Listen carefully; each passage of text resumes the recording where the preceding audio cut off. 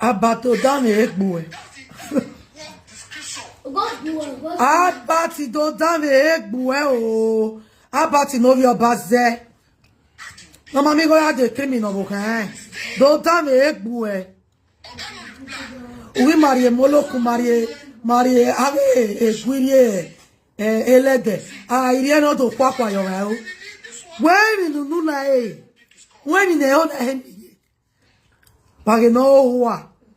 Westelesi ge. Ogbele li kukian. Ge estelesi no gbele li kukian maso kawe. Estelesi bi gwetari. Igoro ya gbele li kukian. O ya gba oriri e. Orie, you first of igbileji or you. Igbileji you first you. Nu gwetoge yo ipena be Facebook. And we go renu waga. Waya koko gbina no seki. Una mu igona mulagwa. We teve no ya te. Uteve no ya sunu. Ogo do atama ye Facebook. Nana, you are denying Mofi Face where you are not related to Mofi Face. Obokawe ma related to Mofi Face. And Mofi Face, I also said the way. What time Mofi Face went on le? The door. What time Mofi Face went on le? Here Polene. What time Mofi Face went on le? When Mofi Face send the video gear. What time Mofi Face went on le? This same you. Oh the Latana. That was change away. Nenemi. But we want a PDP more because Obazee ki ma egbe don ise. Obazee ki ma egbe don ise.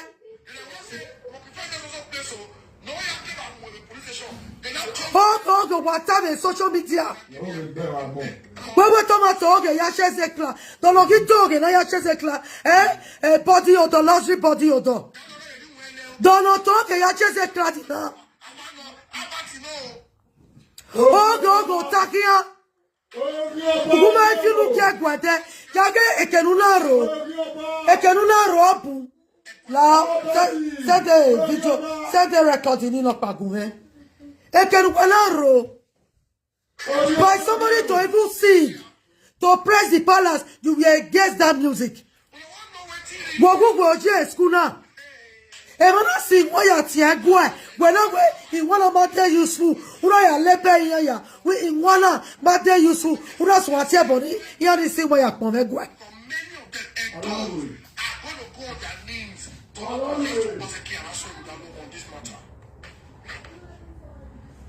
Oh, we got telling her, the adult people, never mevunu, here is total damage away. Oh, go, what's on social media?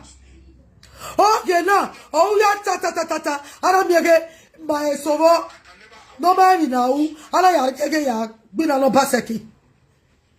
Where to Bugwe, where again, Obazee in Mapo, and my way. Obazee in Mapo, and my way. No longer, but you know Obazee. No bottom of our boy. No, you don't. Come on, listen to yourself. You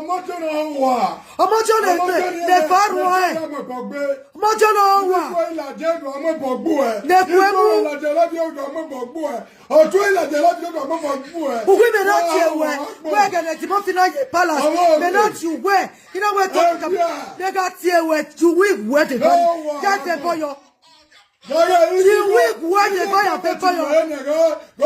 You went on where you want to have Give me this socket that you wear. That you wear. Go, what? No shoe, what more? Obiekia. I'm on Fessirato. Who got here? Who got a boy Fessin? Oh, what about Fessin? Here. Bidiato, or what you have to go here. Oh, we ain't carried for long. No shoe, what more? When I do over. When I do over. Oh, go, what? No talk a yati civi vieto. Who talk a yati civi vieto? Who want to bargain? Get away. Galona no rogue smart. Oh, what I said the leper. Don't know bargain. Gbọ́dọ̀ Isi ye when ye gbe gba. Gbọ́dọ̀ ya ri ro sha. Ibi etwe. Gbọ́dọ̀ ya ri ro Last sha. time she ko tu na. To ga gbe lo ma wa. O ga gbe lo ma wa. We ma je wepo le wepo. E Russia we ke Russia yo wa. Last time I checked, wepo le wepo we ma jo. E Russia we ke ke Russia le adio wa. O ko ru we kari. O pa be na bi we. No mi o. Uwe keke rocha roshi sogwa. Gunwa. Uwe kariye. Okpave na Ko we pick up na nyowe. Gunwa osumu ku wa pon. Ga ko we pick up. Gbe ma ko wa la dia. Ekwere muwe. No ma ko wo. Akowa ya mu wo. Akoya le yunu ri pe. No me body oto. No ma ti agba ge body oto ge. Be nu so lo. Ekwe muwe. Be nu po la koko du la dia. Wejo ko le ma ya mare. Wege la pa wo ku wo popa. Oye mi ku egbe na ya fefefe. Illiterate. Wala illiterate. Estela si pa vi ya dia webo. O wala si je university. O ku gbe weru lepo e mo lu pie lo ki o be. Ya me fese di o me fese de de. Usi lo adia webo. Who pop in Nigeria? Who are left here monte London? Dolay London. Who pop in Nigeria? Who are left here monte? Dear London Dolay London. Not passing one. You keep the get that. Oh, let's see why you're here. Go. Uno Zegia there. Paso Malaki Saga Keduade. Who get Gulele Saga? Paso Malaki Saga Keduade. Wow, wow,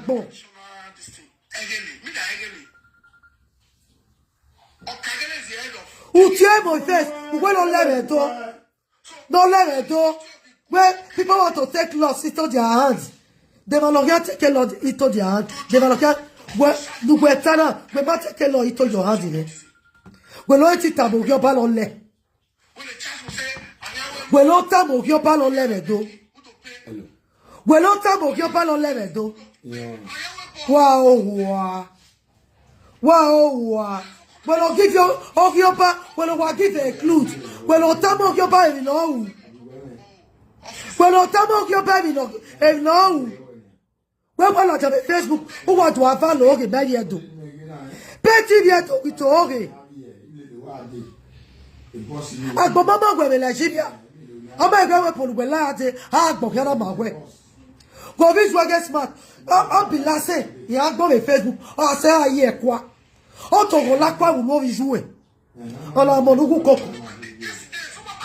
On a mon coco.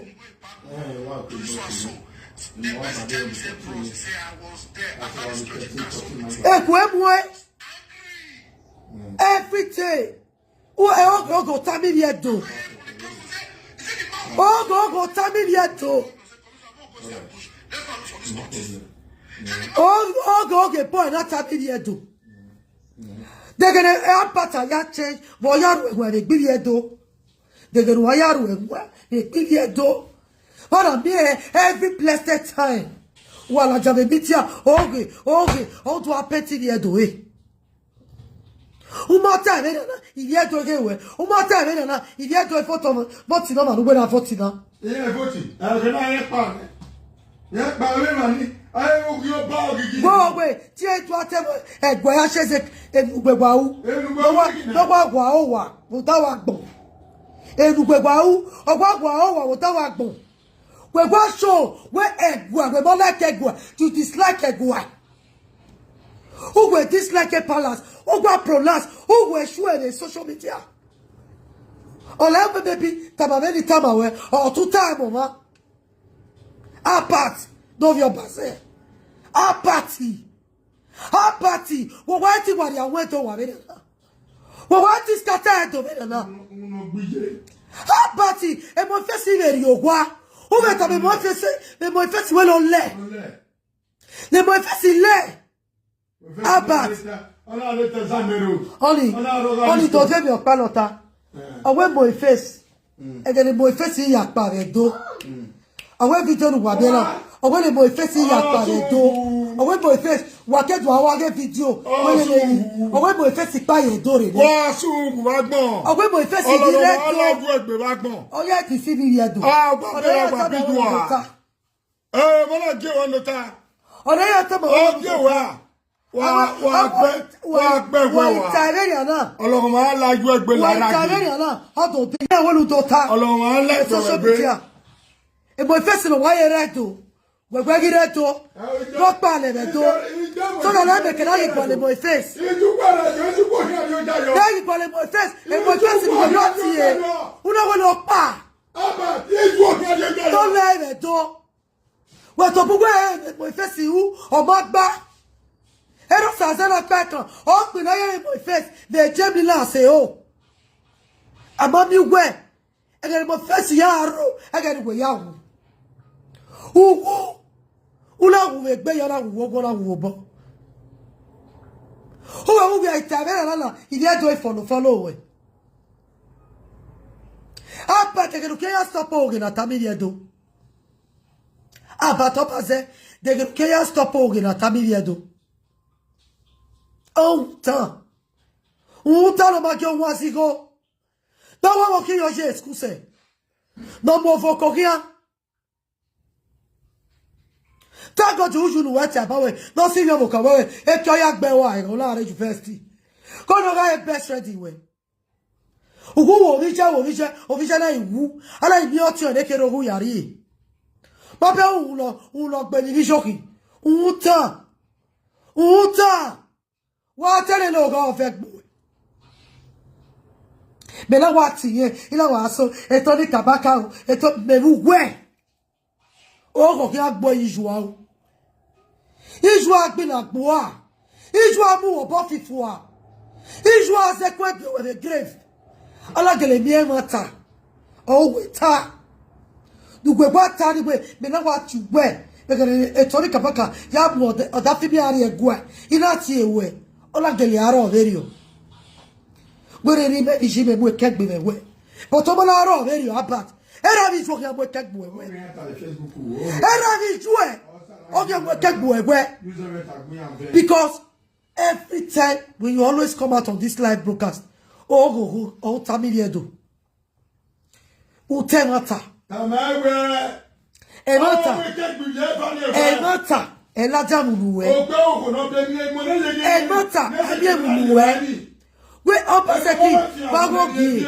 The Baso Egotao. Iyabuigonuene. You keep on lying social media every blessed day.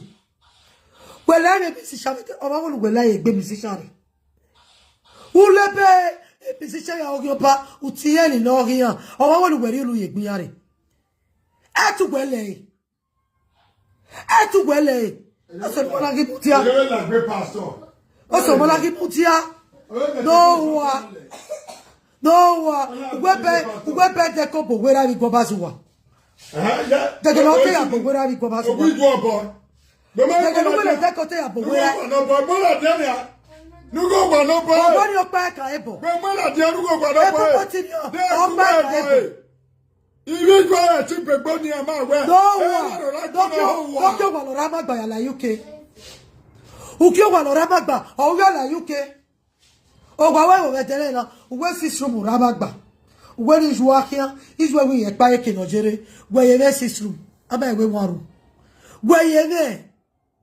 Abati no giopa, abati ne poti odo, laundry poti odo.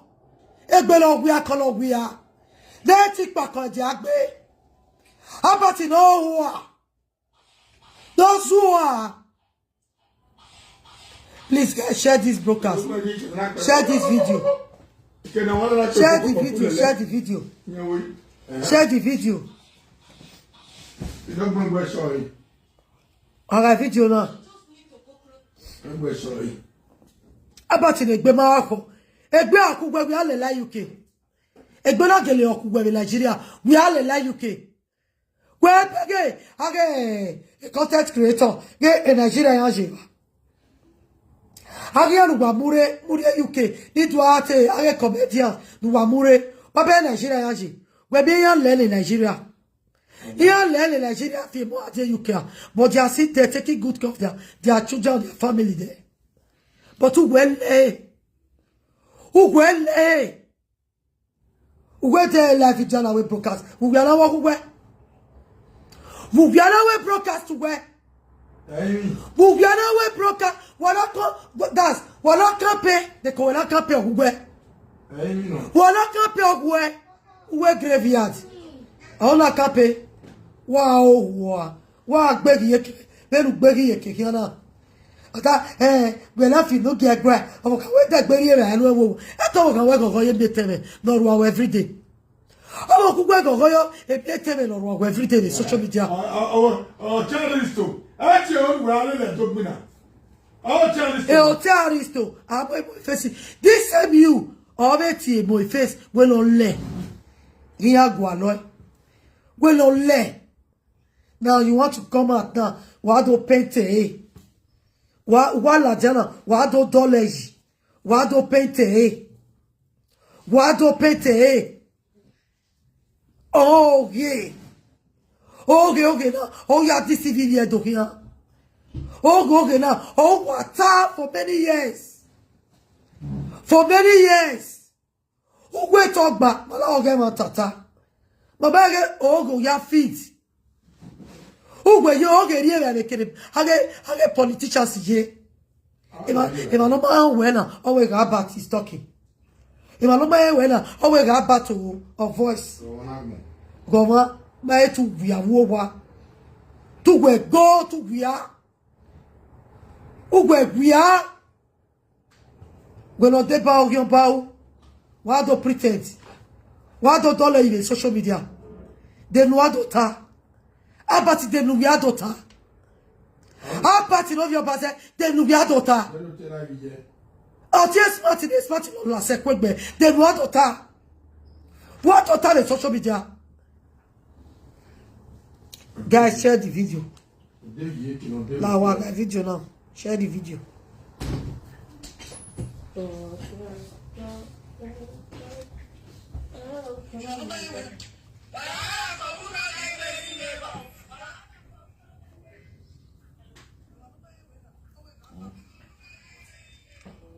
Yeah, sure. Wagai video na wagai. I shall maybe comment. I'm not seeing comments. Igwa wo. Igwa ere ya bien Ige ya gbegbe mu won. Ere voice yeji. Do ma go ya bere me abati ya suse ya o. Ya gbegbo wa. We se ti to yo mo ku gbe gi me. Omo ku gbe o wa re gbe. Àwọn ku pé má bẹ̀rẹ̀ gbe lo mu kia. Egbe ya pio mefa, egbe je. Egbe me ya pio mi se, me ga mutia, me àwọn ku gbe na mutia. I choose me te. I don't ku gbe me saga. Ugbe mo ya la on Facebook. Here we all love your team. What do you want them to say on social media? What do you want people to say? What do you want the boys to say on social media? When they are want to female by saga. What do you expect them to say? What do you expect them to say? Any not of the mafia at we all love your Kogan. I want to tell me how Kugwena. How Kugweg we are and when me. I will go Kugweg gear. I want Kugwena, I want Kugwa Mukia. I beat it. I am president Asoku, the president Asoki, you want me. I cannot a lap of quietly quick with an affair. A boy on the tower, allow me away. No, but covers, but where have been no government covers? Maybe let's say, Palo, if we work on it, don't work on it, we're going to pass a kia when you're Yajoa. Eronomigo, no Gionpa. Mofi face, most wanted, no Gionpa. Where we were not, no waru, no what pronounce already social media. No matter idea. How it was pronounced in social media. If anything one get where you were insulting them, bringing them down, bringing their music down. On our show, no pa. Okay. On our show, woman love egwe. On our show, who can egwe. Ma bega gbowe. Ma bega gbowe. Ma bega gbowe. I bleach it like boa. Where the criminal Vokuwa ya bleach? Where the bleach of Okugwe? Agua woku we have use a bleach cream. Where the criminal kabelo ya bleach. The criminal ni young way. When we are palik be na re no je. The criminal young way. Me kuemu. Iwa veru lela webo ya ve moko la webo. Una ki ni property we ya fe ya moko me mo aje webo. Oda fi me mo ki ni property oga ya moko la webo. Lost the body odor, right? Lost the body odor is very strong. Okay. Lost the body odor, you need my medicine. Igbava wa akwo eje. Emo mi jore ti won lu ate lost the body odor. Awu kun ero. Yeah. Wa mi your lost the body odor.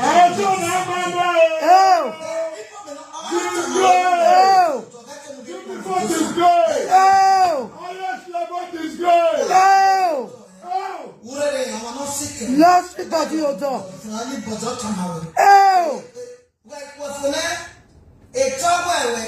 Every week, one new towel. Every towel, I want to take change. Share the video.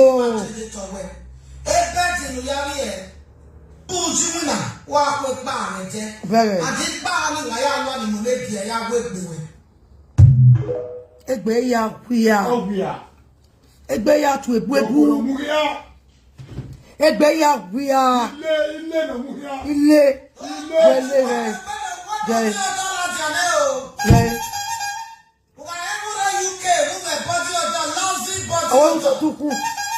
Lousy body odor is very strong. Powerful. Lousy body odor, you need my medicine. Igbava wa akwo eje. Do na jimuna. Do jimuna wa akwo pa eje.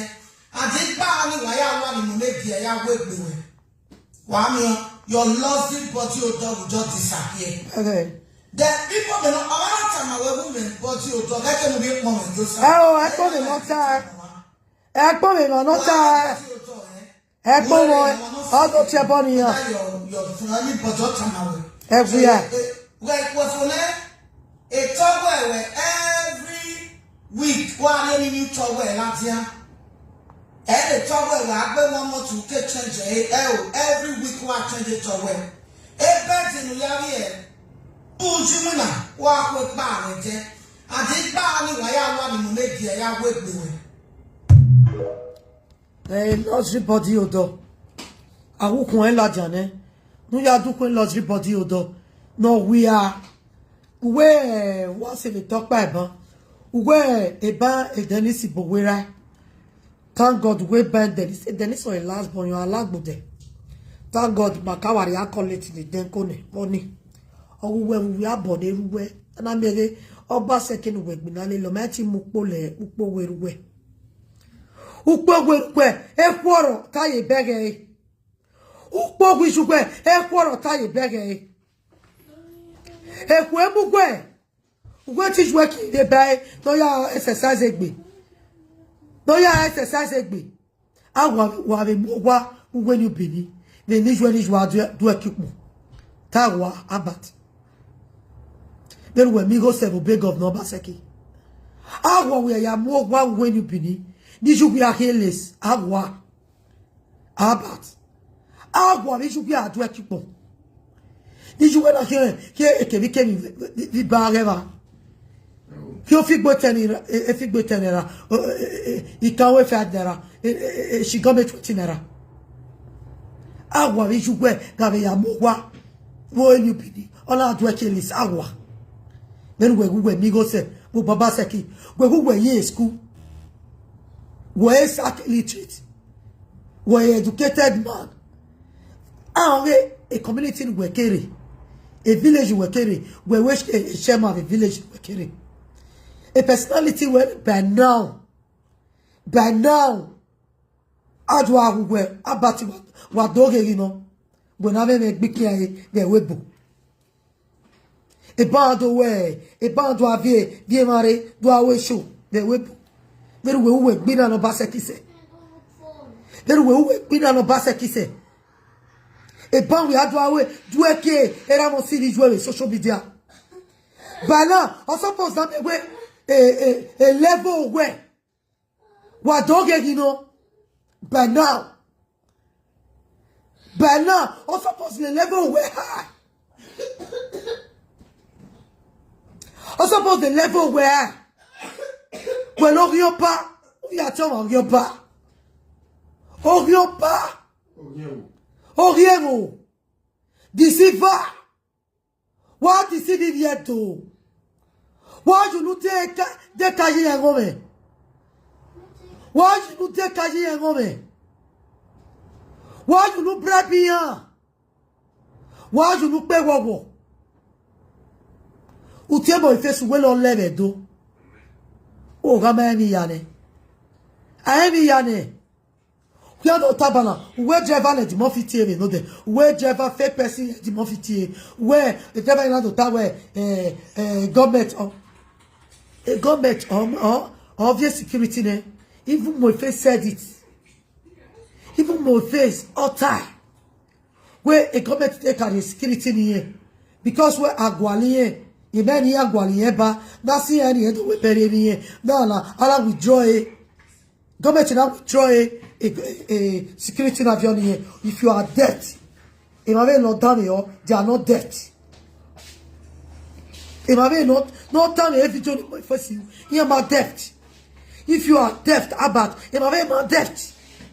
About wa soon when you soon go now. Ologo allow it, but allow it bena. Oh, see the lady of song. On your way with Raggy Lawa.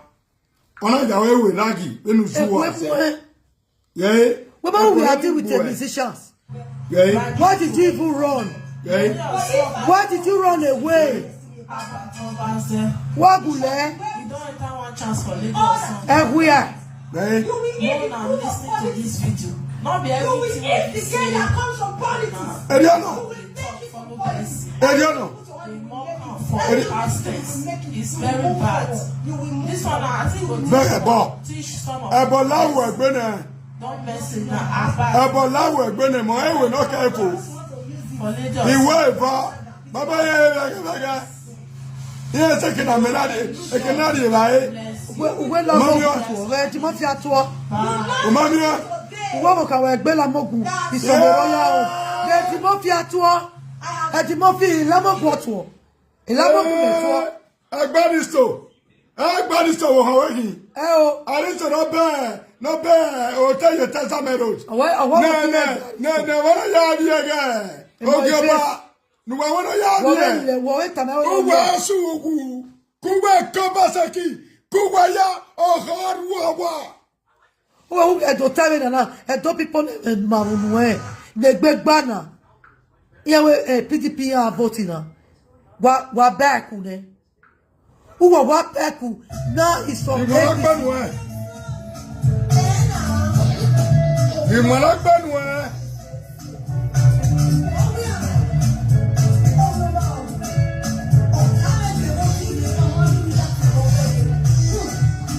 Oh diwi Ugoti ne wadena wadiare No we are body odor Oh we are good Awu we are good Wasungu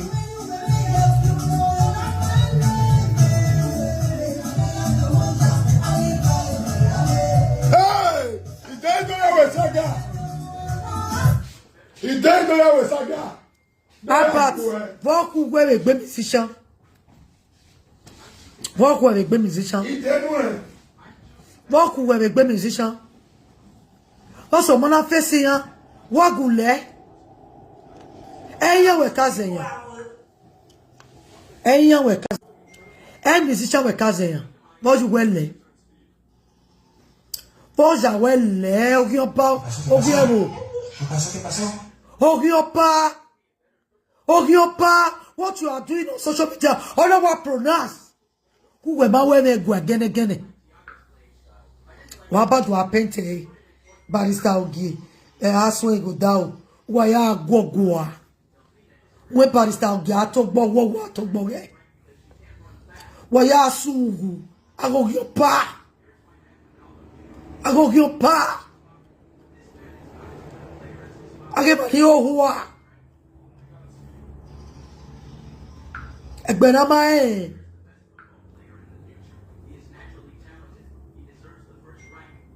Gagbo weji e. Elogwe. Wagule wa. Eloho. Awe. Wagule bi Nigeria. Awe na kakaina. Wagule e ba mo kugwe mo boss straight. Last time I checked, a dreadlock around. A dreadlock. Then we miele ni go say.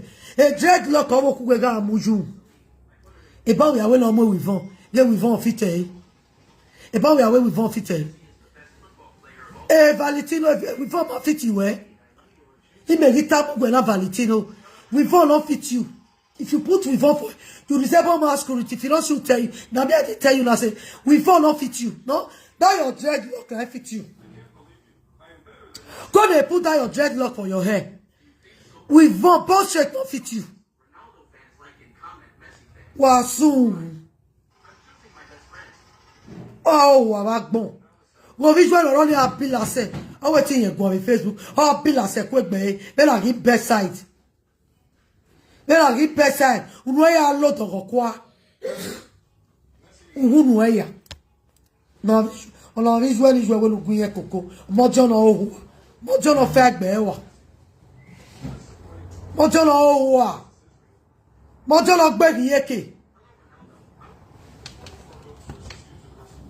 Respect ni jawo ki ni si ni jawo ki wa ri yawo kan wa gbele gbo a wa to gbo yawo kan o yawo kan wa to gbo e wa ku di te fi ogere azu ara gbon agbe kan who are you awwe ono ma de ko ya kan le wa no live in Nigeria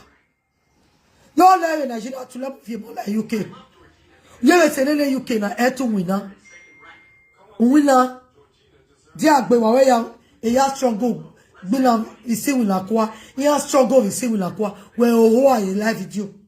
Van make a live video. Live video see me.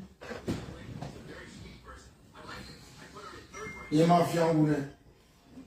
Abadi fiangune. Yam you the national hag here. Oh, you know, hey, Eriki Maya Unua. Eriki. Wasungu. Asoma Abagu.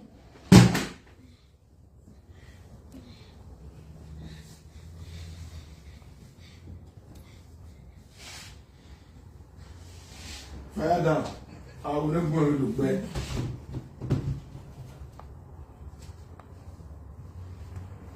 Guys, comment. I'm not seeing you guys comment. The net is low. Comment.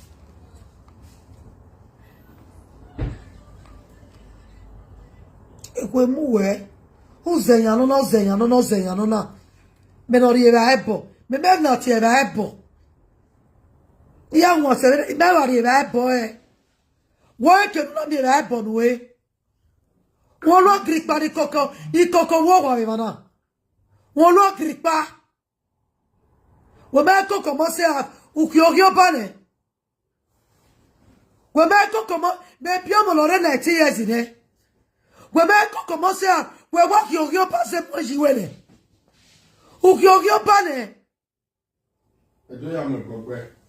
O ya la je do mo gbogbo e. Go to TikTok. No e picture we gba TikTok here. Go ke me ya mo gbogbo e TikTok. Asun Wagbon. Adoye terisi ya kope miserable life inure. Agbono huwa. Gbinalo passe ki bon, gbinalo passe. Our position where you bena, not go there, you know. Our position where you bena, not go there.